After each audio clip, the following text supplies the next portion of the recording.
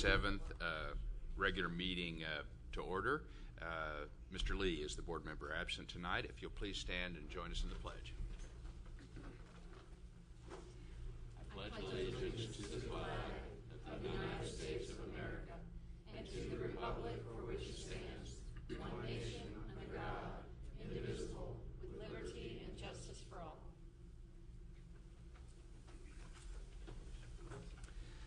Thank you and welcome to everybody.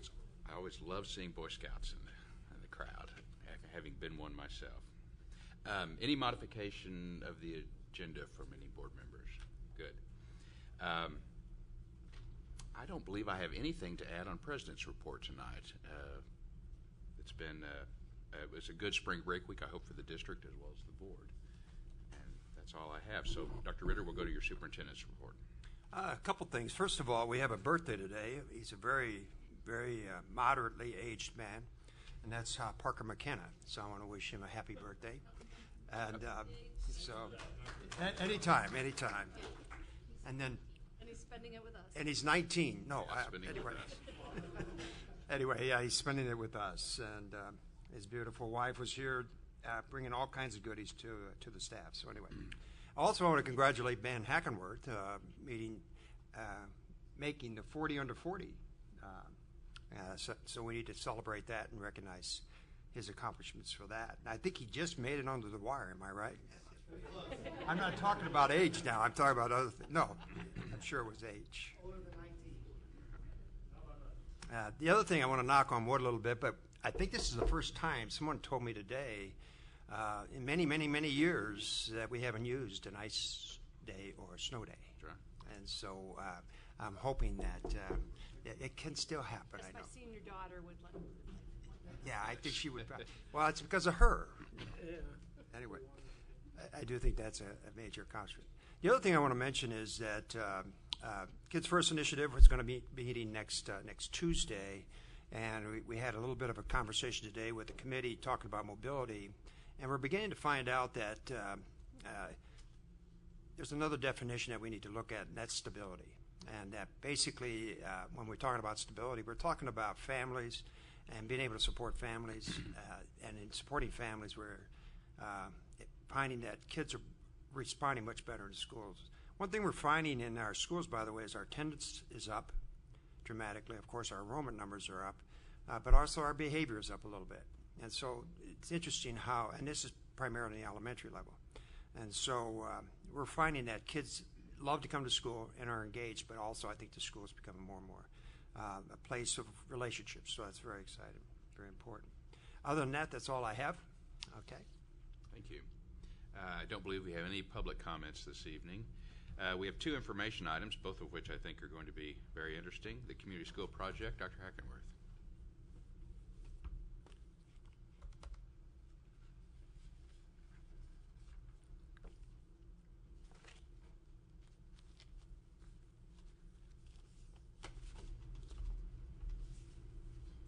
Good evening. It's a pleasure to be in front of you again tonight to give you another update on the Community School Project that has been underway for the last several months.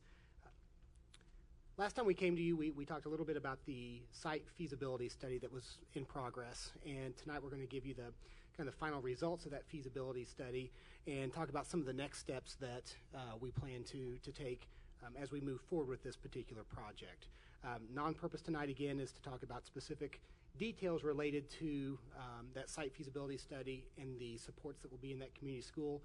Those will be better determined when we're able to begin collaboration with the site. So as you may recall, there were really 4 factors of site feasibility that we studied during this process.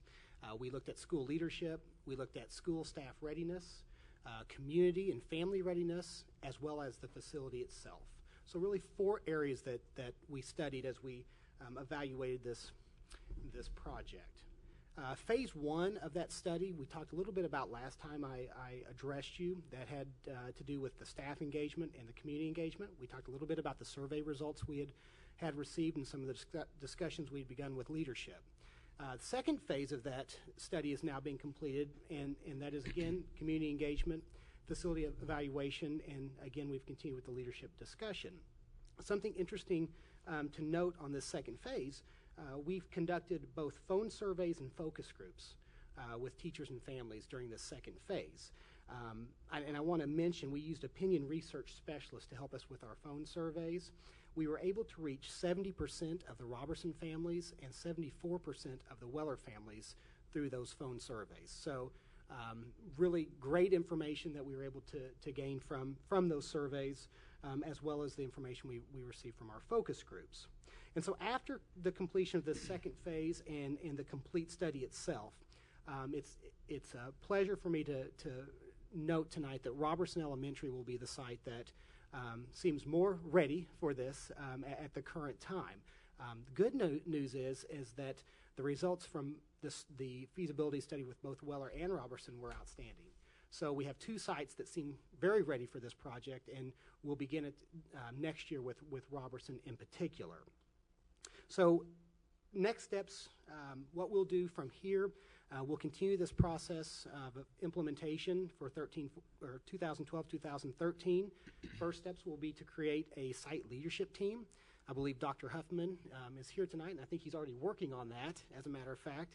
And they'll be meeting in the next week or so to begin developing vision, objectives for the project, as well as conducting a needs assessment to know what supports we'll be putting into that particular site and that community. Again, as we've noted, after the 12-13 school year, we'll be looking at the possibility of implementing a continuous learning calendar, which would enable us to provide supports to that community and to that site on a year-round basis. So those are kind of our next steps that we're taking. We have a heavy phase of engagement coming up with partners, potential partners, now that we know what site we'll be working with and the needs that site might have. So we're progressing along quite quickly. So with that, I'd be happy to entertain any questions you might have. Christine Giddings is here tonight. She's our project manager. She's been neck deep in this for some time. I do want to note that it's been a real pleasure working with Dr. Huffman, Marilyn Monroe at Weller. They've done an outstanding job in engaging their communities. Their staff have been on board with this entire project. It's just been they've made this thing really easy so far. So kudos to the work that the sites have done so far. So with that, I'd be happy to entertain any questions you might have as we move forward. Questions? Ms. Cowley? So do you anticipate that Weller might just be a year behind in the implementation? Is that kind of... You know, we have not talked specifically about that. I can tell you from the results, they are very ready as well. And I think a lot of that will probably depend on the amount of support that we find after we're able to really engage partners now. My hope is that we find there's overwhelming support, and it's possible that we can even translate some of that support to Weller even next year. So we will be very careful to look at some benchmark data to see what sort of progress we begin to make. It's hard to know that in a year's time, but I would say they're probably not too far off some of these same sorts of supports. I would just hate to lose the enthusiasm of that community. That's Right. the staff and the families and the children. I mean, you never like there to be winners and losers, and Correct. I don't think anybody looks at this situation like that, but certainly,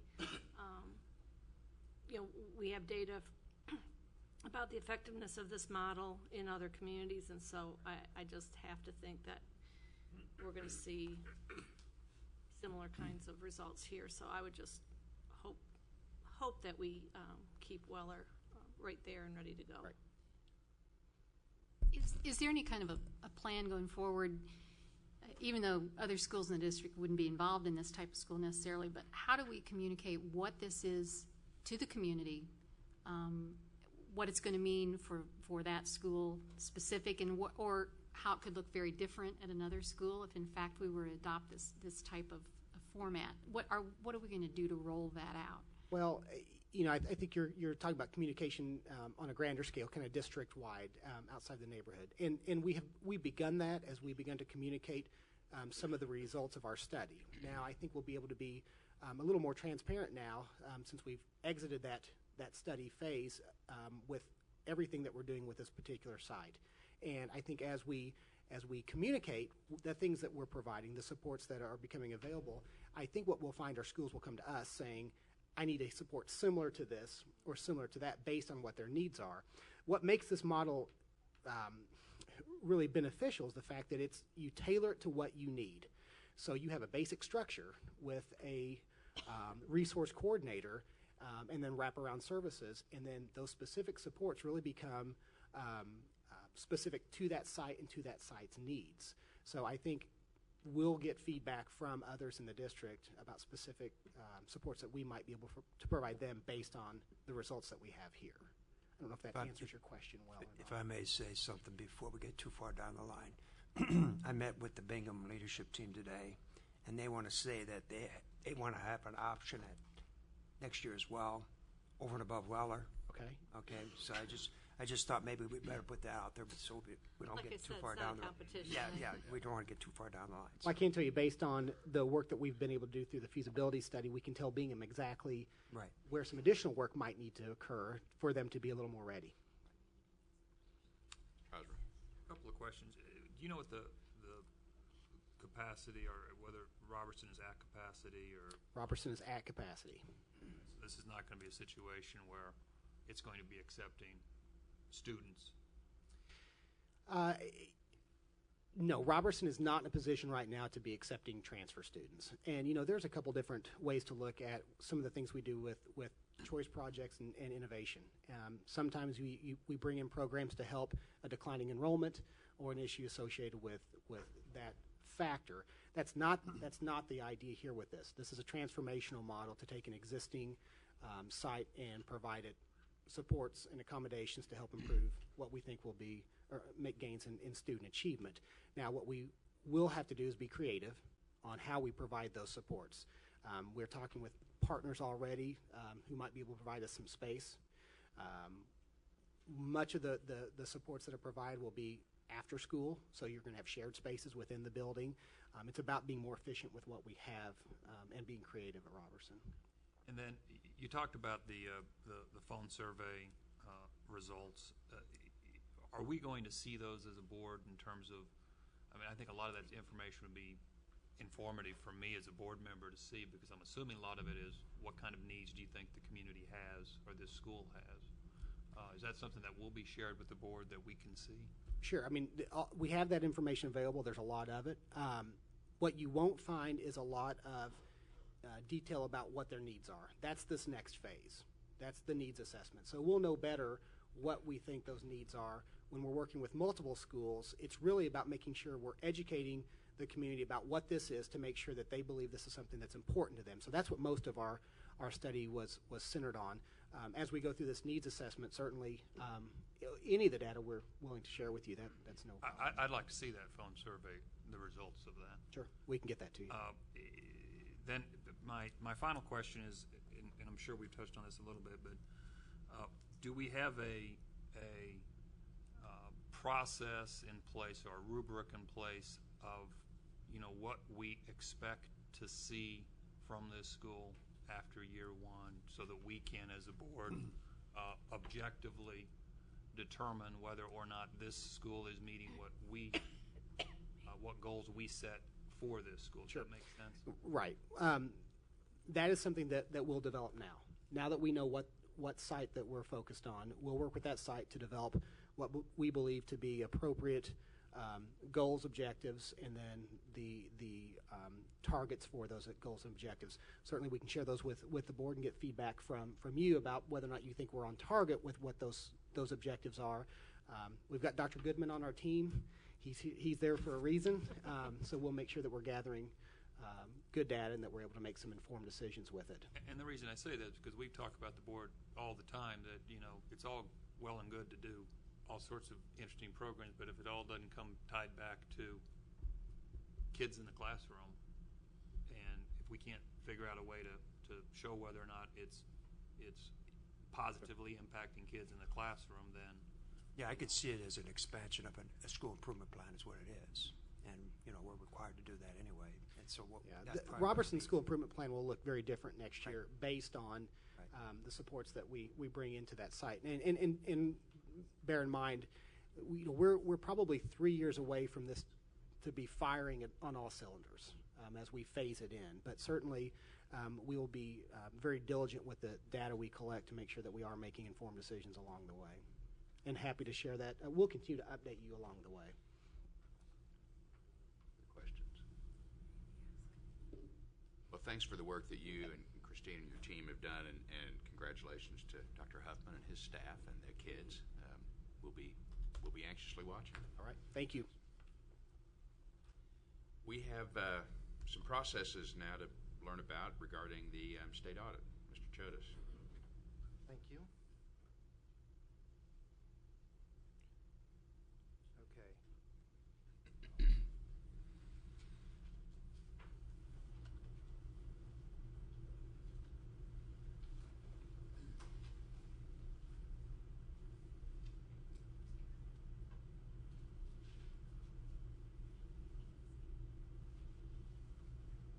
These new versions, bottom right.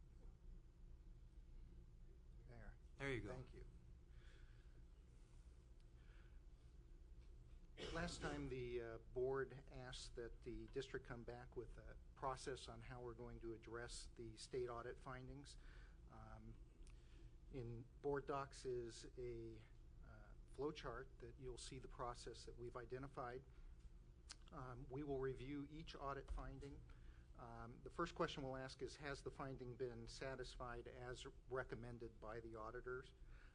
If it has, and there have been a number that have been satisfied already, then no further action will be taken, and it will subsequently be reported to the board.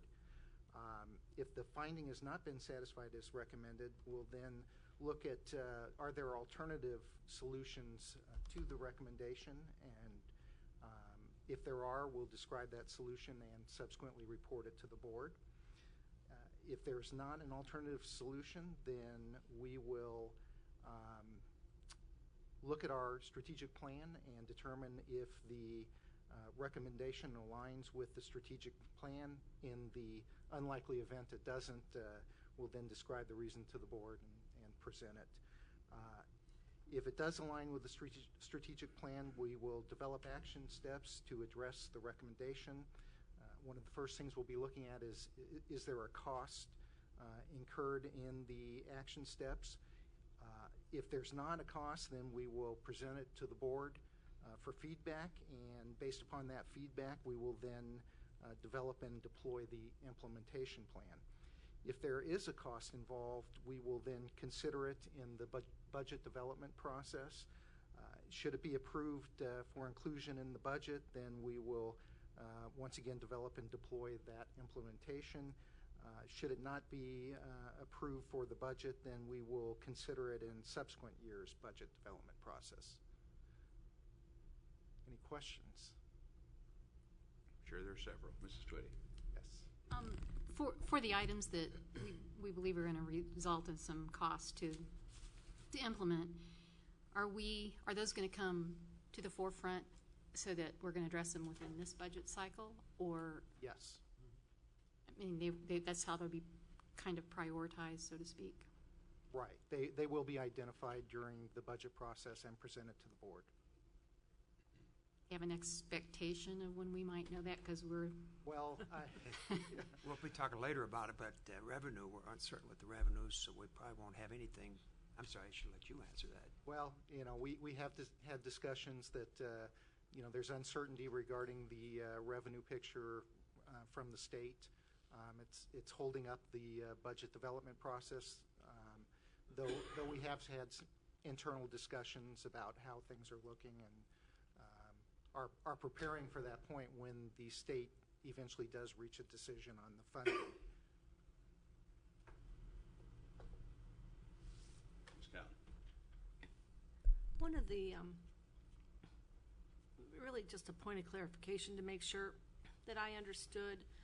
I don't think the auditor, when he was here, presented this information in the way that his staff presented it to the board when we met with them back in December, but it was pretty clear as we met with the staff that the findings back to the district were prioritized in terms of order of what they determined as the most critical to address. I mean, is that your understanding as well? That was my understanding. Okay. Yes. And I think that might be a point that if that's not the case, I'd like that to be clarified back to the board, because I think that piece maybe was not as emphasized in both the presentation that night and then the subsequent discussion. And the reason I say that is because there are several findings that, particularly the cash control, the second finding, that's very complicated. I mean, we deal with 55 sites and other administrative sites, and so I guess what I have some concern about is that we want to address the findings. We want to address them deliberately and with good process, and I don't think we want to rush anything through. And so to me, it's important as a board member to look at that audit in its entirety, but really be able to triage it at some point. And so, I guess that's just more of a comment, a question to make sure I was understanding what was told to us by the auditor's staff, because I think it's important, if we're not able to do everything that's going to cost money, are there priorities within those recommendations that we deal with, and then have a plan down the road to deal with others. So, I mean, I think,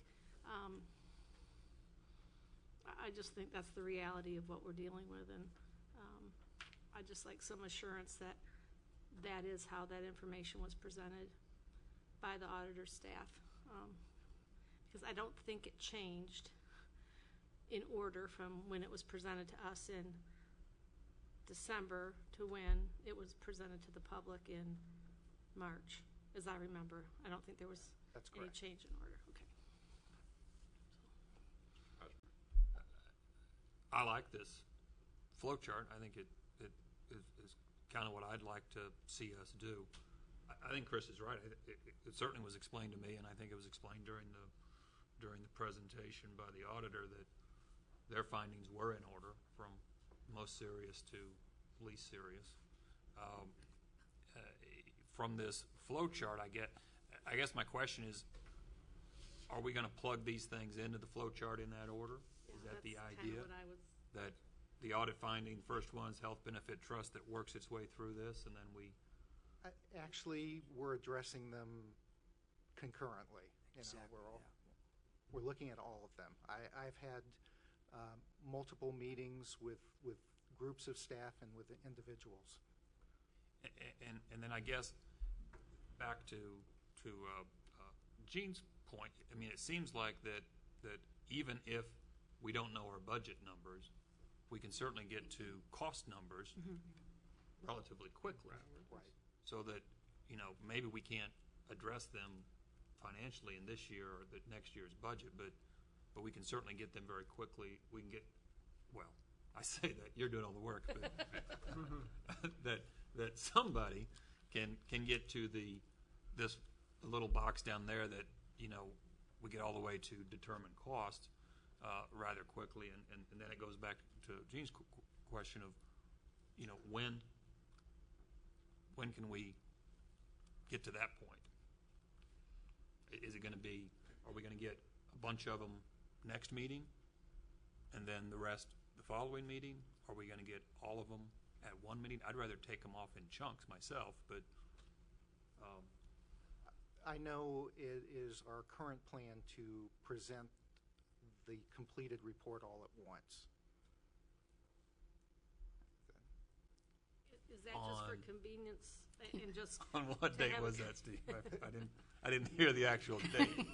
We didn't decide The, that yet. the response to the findings, we will present all the responses in one report to the board. Are we That's our thinking plan. Unless April, the we board. think in May? We just don't know. I'm working on it as quickly as can be done. I definitely before the 90 days. But how much earlier, I can't say at this time. Mr. Renner. What was the thinking to do that if we've already done the first thing, the findings been satisfied as recommended, no further action? Why are we waiting to say we've done 25% of these or 30% of these? Why are we waiting to do it if they're already in their 51 findings? If we've done 20 of them, why aren't we saying 20 have been done? To me, if that first little triangle there and there's no further action and we're doing it exactly, been satisfied as recommended, we just take that off not only your plate, our plate, and anybody else's that's speculating. And there's a lot of speculators, or seem to be a lot of speculators, so let's not speculate about those issues that have been, to me, that have been resolved. If they're done exactly like they have been, let's One thing that I've noticed as I've gone through, I've parsed the audit findings into their individual components. And in some cases, part of the recommendation has been done and part has not been done. So it's not a matter of just saying, 5 of the 14 or 15 of the 51 have been completed at this time. Some of them might be partially completed. I mean, if the board requests, I can put something together. Well, it just would, I don't know. Then to me, that didn't, if they've been satisfied as recommended, or they're going to be satisfied as recommended, maybe that's a better word. Dr. Frederick. Well, that's one of the, brings up the question I had. Are you separating these? Are you disaggregating these into the findings into the 3 categories as represented by your concept map? Sorry, old science teacher, we call these concept maps. But has finding been satisfied as recommended? So if you already have a list of those have been satisfied, those are done. And I agree with Mr. Renner on that. And then the second category, if the findings have been satisfied via alternative solution, that would be a category. And then the third is a recommendation line. I would like to see them in 3 parts rather than in, I mean, that's just, I'm speaking for myself, rather than in one report. If that's not too much work, that would be possible. My other question is on, has finding been satisfied via alternative solution? Can you talk more about or define alternative solution and what that involves? I know one of the issues, and I mean, I haven't dug into every finding in detail yet, but one of the recommendations is segregation of duties. Sometimes you can solve that by hiring an additional person. Sometimes it can be solved by reallocating the responsibilities among existing staff. So that's kind of what we had in mind. Well, I think you've heard some helpful suggestions and maybe an executive summary of your first findings that have already been met might be helpful for everyone. I know one of the things that we talked about last time, and I'm kind of going off message here in that we're not addressing the process, but one of the things that we all sort of put at the high list of our process was the internal auditor position. And I understand that's at this point been posted. You want to give us some bullet points on that? Right. As we started going through the recommendations, not only was that one of the recommendations, but we also saw that an internal auditor could help us address a number of the other recommendations, such as, you might recall, some contracts might include an audit clause where the district could go and audit that entity. We, as the auditors pointed out, we have not had the time to do that in all cases, so an internal auditor would be able to help us in that regard.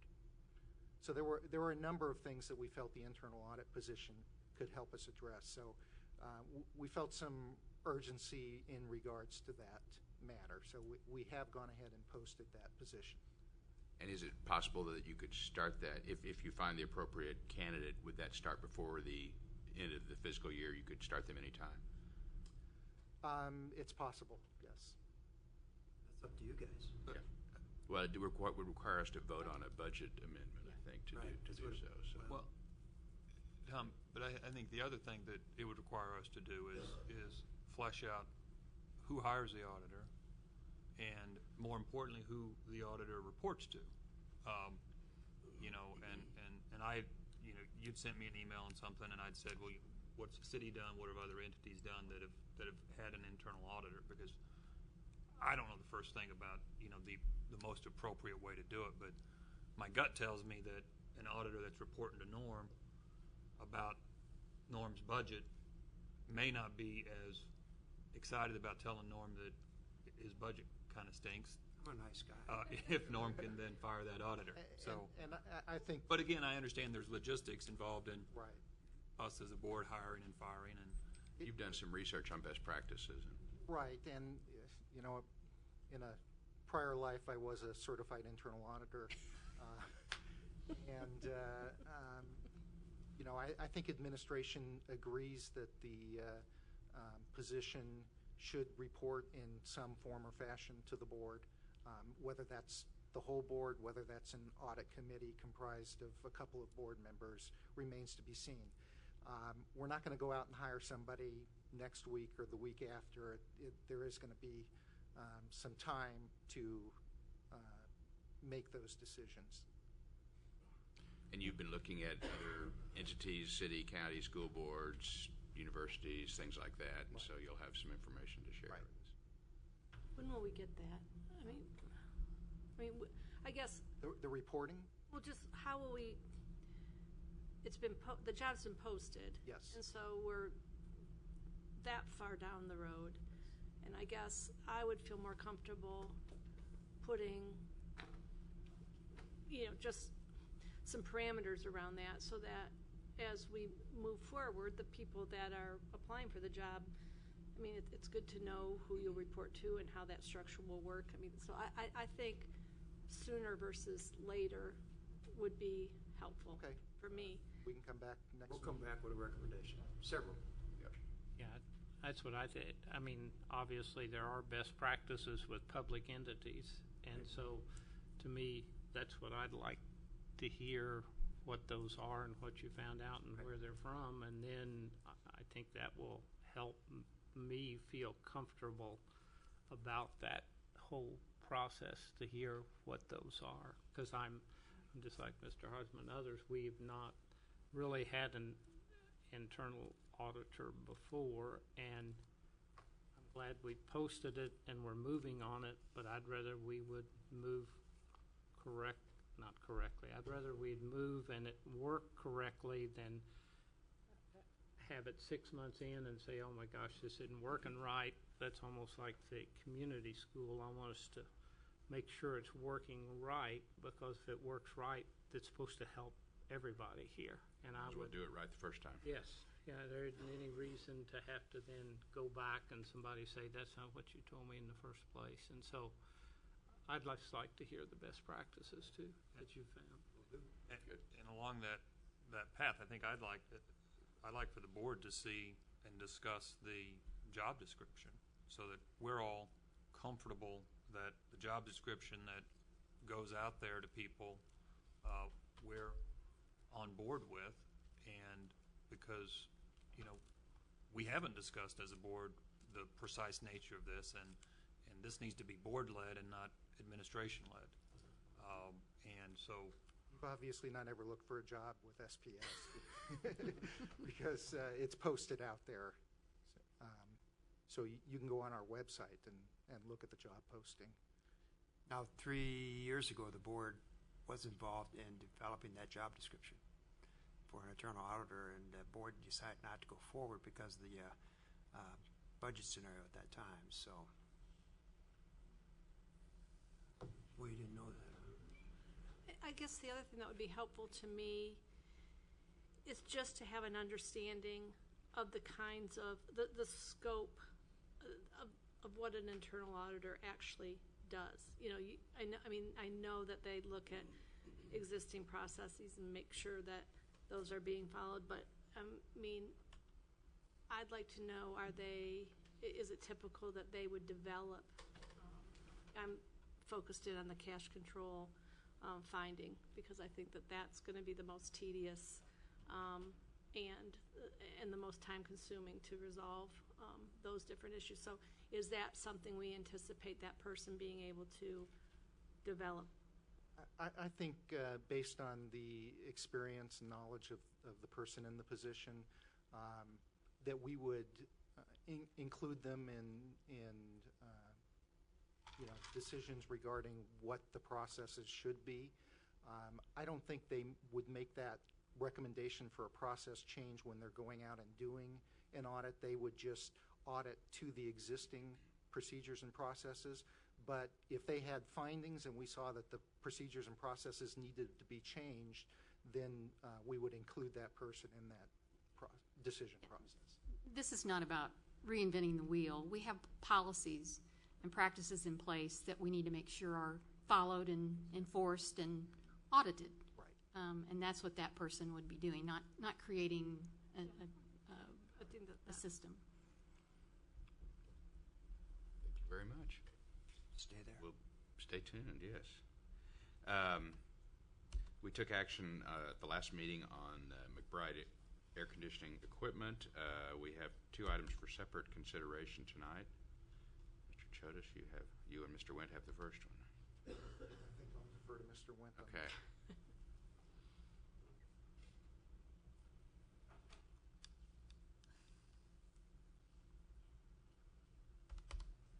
Good evening, Mr. President, members of the board. It is my pleasure to bring this action item to you this evening. This is for the Phelps Air Conditioning Project. This is one of the last 2 air conditioning or projects to actually be bid for the 2009 bond projects. On February 11th and 12th, this project was advertised.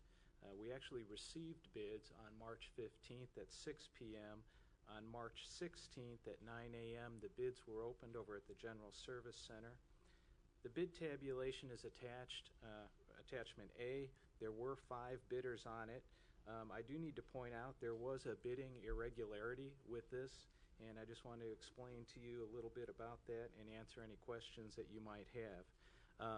As I said, the bids were received by 6 p.m. the evening of the 15th.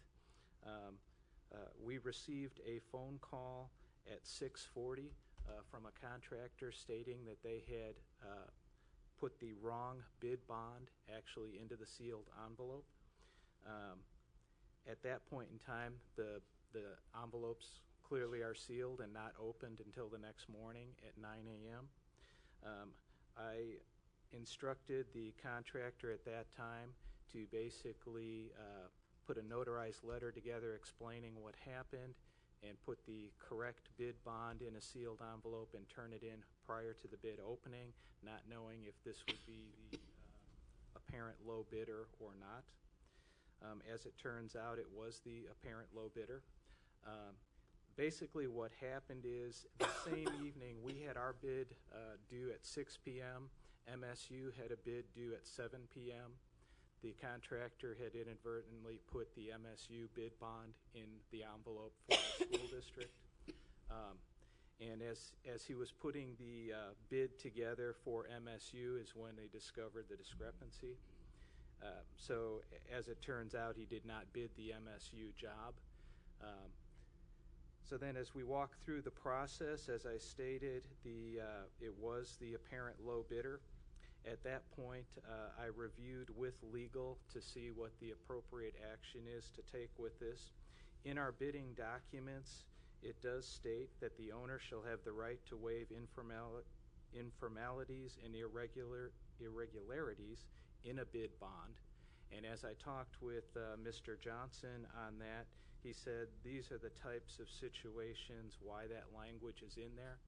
I will say that administration has taken a very hard line on irregularities in the past. As an example, if a DBE form was not included, we would reject it. If figures were not completed as required within the bid document, they were deleted or they were not accepted. In this case, looking at the situation and working with legal,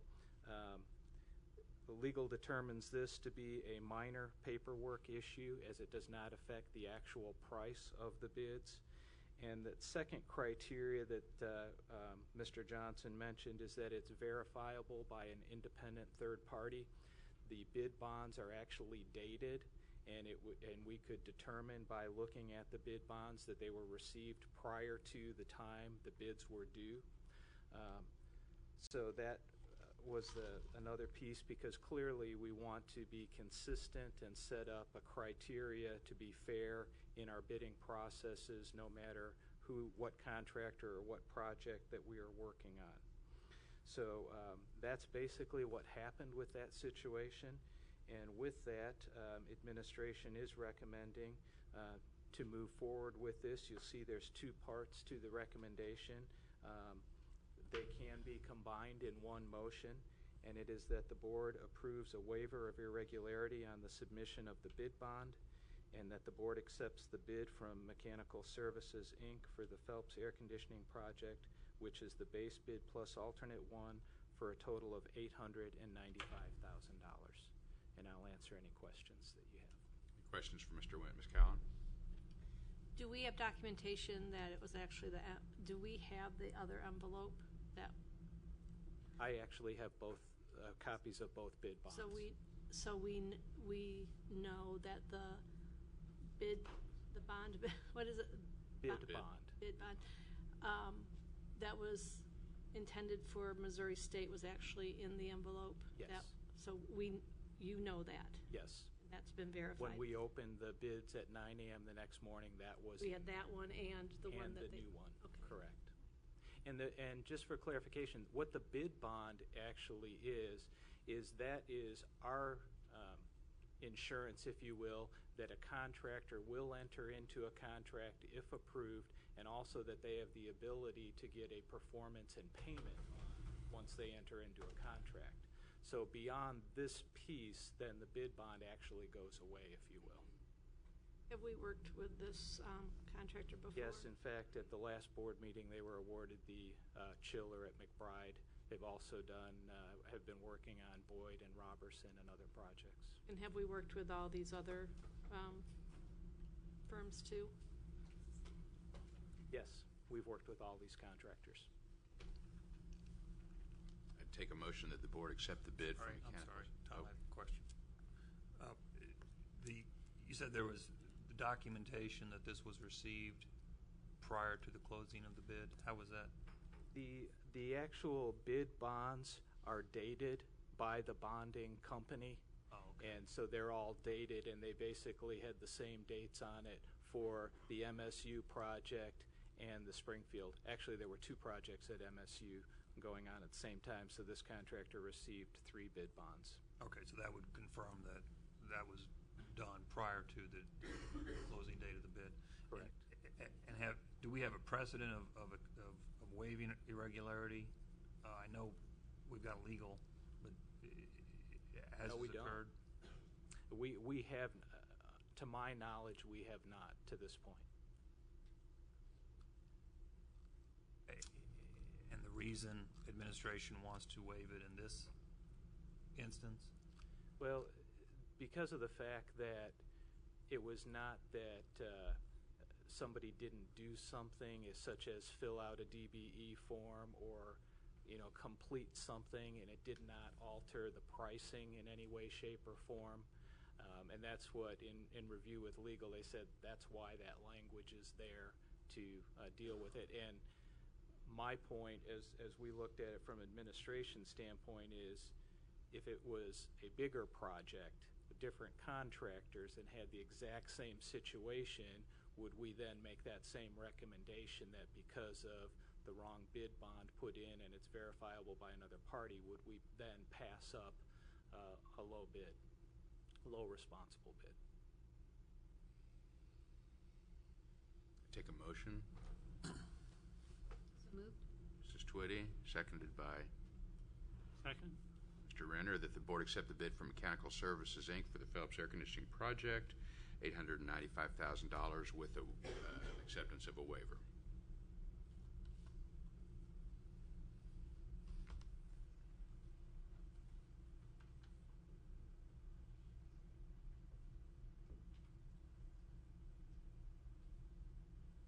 Motion was made by Mrs. Callan. No, no, I didn't make it. Oh, Mrs. Twitty, sorry. Okay, thank you.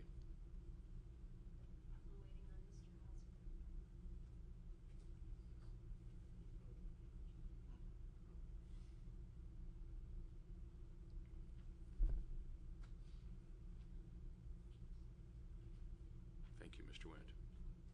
Treasurer's report, Mr. Chodas.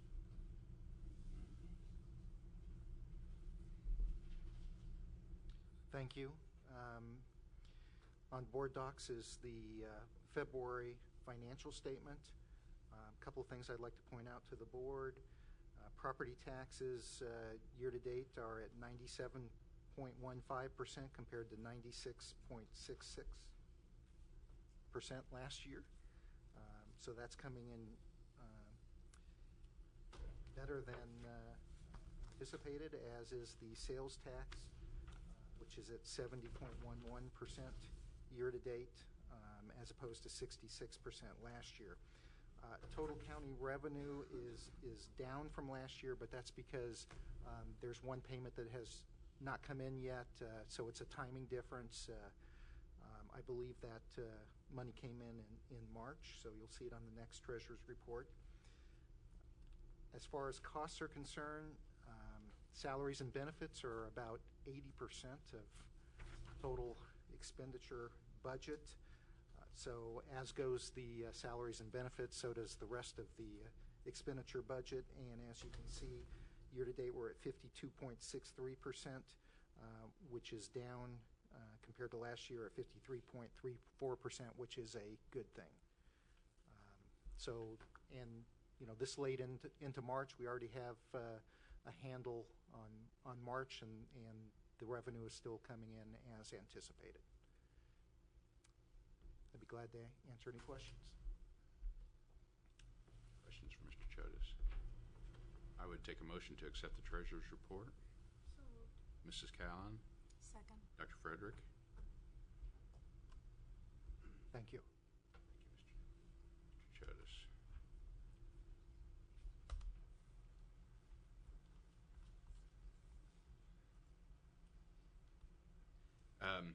Section 9, the routine action items are listed, and we can accept those in one motion.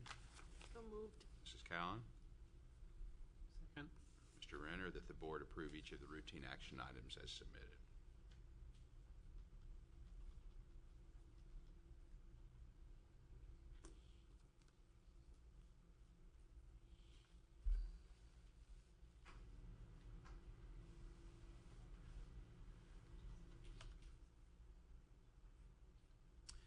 Also, the general consent items are listed that were discussed at the study session last time, 2 weeks ago, and I would take a motion to accept the general consent items. So moved. Mrs. Twitty? Second.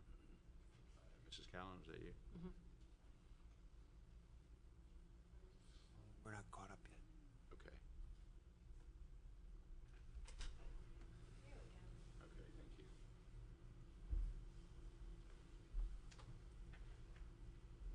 Mrs. Twitty and Mrs. Callan do the first and second on the next ones.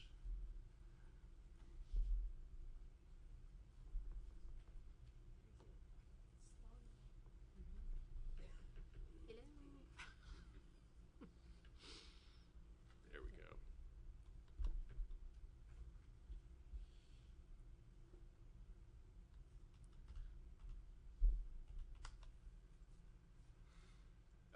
Also for your review are the information items we discussed at the study session, and I believe we have no public comments. Legislative report. Mr. Lee's not here. Dr. Ritter, you want to update us on anything that... Just a couple of things. As far as the funding formula is concerned, the jury's still out on that, and the sense is, after visiting with the commissioner, the sense is that it is going to end up in DESE's lap. And with that, the adequacy formula is going to be in question, and we're not quite sure where that's going to be. But I think their focus is to keep everything funded at a flat level compared to past 2 years. So we'll see what happens. But it's starting to look more and more like that. They're still trying to add things to it. We would love to see the Thompson House bill supported by Representative Thompson, or the Senate bill supported by Senator Pierce. They would be great to have that, but neither one of them are getting the support. So the sense is just that basically nothing's going to pass related to funding. Secondly, there is another attempt at vouchers with the special needs, and of course we'll focus and target that. And I don't think it'll come out of Education Committee, of course, on the House level, but I really don't think it's going to get the support, but we'll be active on that. Does I remember we have a special ed PTA that are very active in those kinds of issues. And as I haven't spent a lot of time looking at that, but as someone who's been involved in special education, there were very alarming pieces Right. of that legislation. And I just was wondering if it might serve us well to contact some of SEPTA, those. get a hold of SEPTA. And let them be aware of what's Sure. involved, because I think sometimes people think that they're doing families and children with special needs a favor, but when you read about what this kind of legislation has done in other states, it's Right. really pretty alarming. It's a for-profit. It's a for-profit.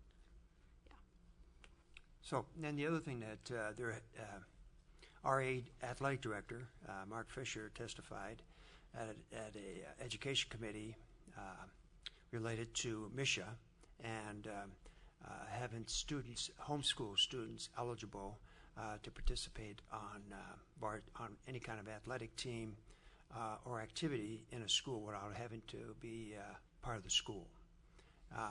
And so the education committee, the House Education Committee, was pushing that. I'm not quite sure how far that went. There are 26 states that currently allow that.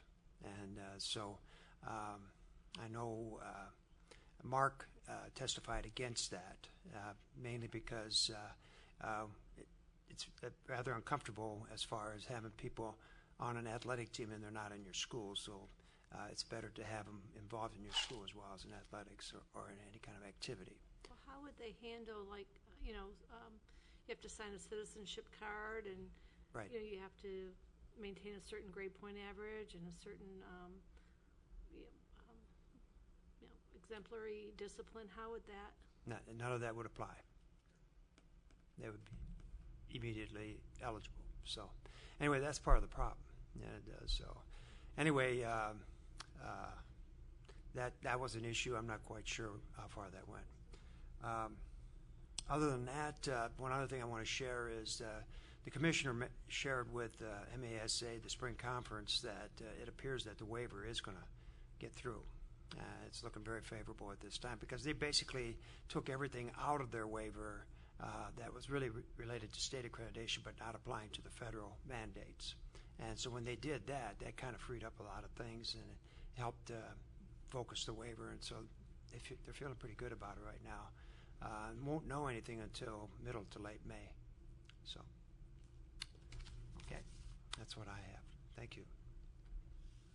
Thank you. The only future issue I have is to remind all of you eligible voters out there to vote next Tuesday. I think we have all 4 board candidates in the room. Don't forget to get out and vote. Any other issues? Yes, I just want to mention that today was third quarter graduation at Bailey High School, and they graduated 7 graduates, and it's always inspiring to hear a little bit about each of these students and the obstacles they overcome to graduate. So I just wanted to congratulate those 7 graduates. And our speaker, by the way. She was our Good. speaker today. Dr. Ritter, where's our distinction and performance plaque? Do you know? Oh, I gave it to my secretary. Okay, well, I And think we're, if we can, at the next board meeting. Sure.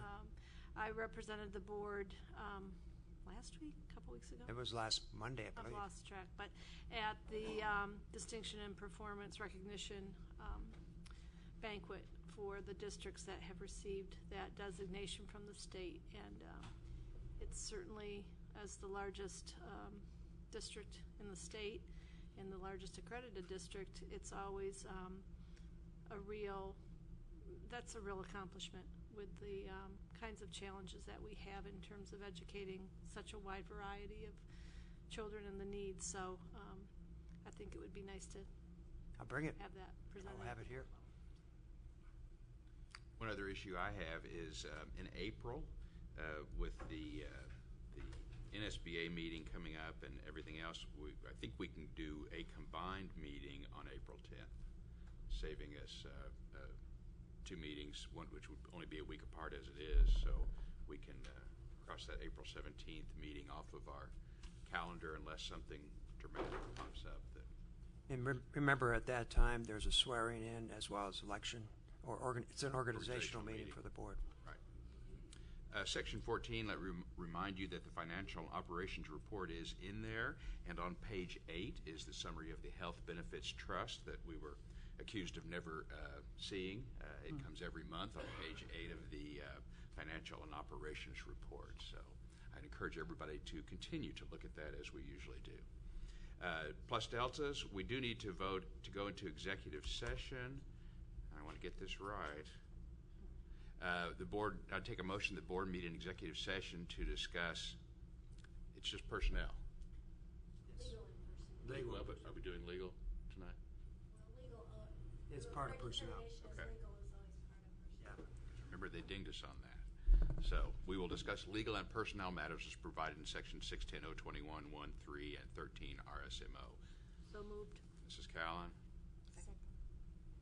Dr. Frederick seconded.